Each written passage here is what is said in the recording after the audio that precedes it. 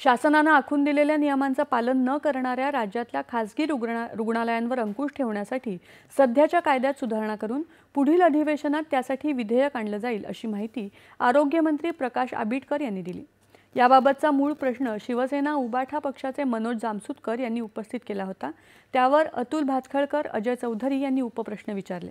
राज्यात आजवर 334 खासगी रुग्णालयांवर बंद करण्याची कारवाई करण्यात आली आहे।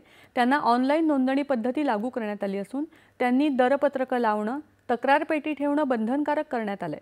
दरवर्षी तपासणी मोहीम राबवण्यात येईल अशी ग्वाही मंत्री आबिटकर यांनी दिली। डॉक्टर आणि इतर कर्मचाऱ्यांना प्राथमिक आरोग्य केंद्रात उपस्थित राहणं बंधनकारक आहे। त्यांना तिथे राहता यावं यासाठी निवासाची व्यवस्था करण्यात येणार आहे असंही आबिटकर यांनी आज विधानसभेत सांगितलं। ज्या प्राथमिक आरोग्य केंद्रात डॉक्टर उपस्थित नसतील त्यांच्यावर कारवाई केली जाईल असंही ते म्हणाले। राज्यात 391 बोगस डॉक्टरांवर कारवाई करण्यात आली। त्यातले 17 गुन्हे सिद्ध झाले असून दोघांना शिक्षा देखील झाली अशी माहिती वैद्यकीय शिक्षण मंत्री हसन मुश्रीफ यांनी विधानसभेत दिली। याबाबतचा मूळ प्रश्न संजय दरेकर यांनी उपस्थित केला होता। त्यावर धर्मराव बाबा आत्राम यांनी उपप्रश्न विचारला।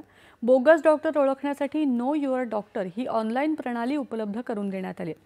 QR कोड स्कॅन करून डॉक्टरांची पूर्ण माहिती त्यामध्ये मिळेल अशी माहिती देखील मंत्री मुश्रीफ यांनी दिली। गोंदिया जिल्ह्यातल्या शासकीय वैद्यकीय महाविद्यालयाअंतर्गत येणाऱ्या बाई गंगाबाई रक्तपेढीत ब्लड कंपोनंट युनिट कार्यान्वित करण्यासाठी आवश्यक यंत्र खरेदी केलेत असंही हसन मुश्रीफ यांनी सांगितलं।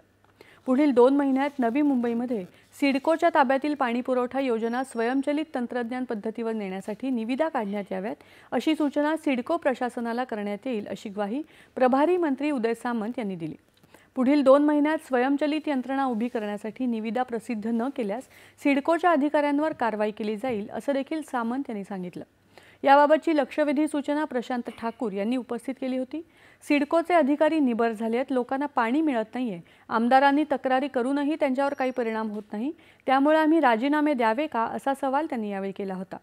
त्यावर पुढील 2 महिन्यात स्वयंचलित यंत्रणा उभी करण्यासाठी निविदा प्रसिद्ध न केल्यास सिडकोच्या अधिकाऱ्यांवर कारवाई केली जाईल अशी ग्वाही देखील सामंत यांनी यावेळी दिली।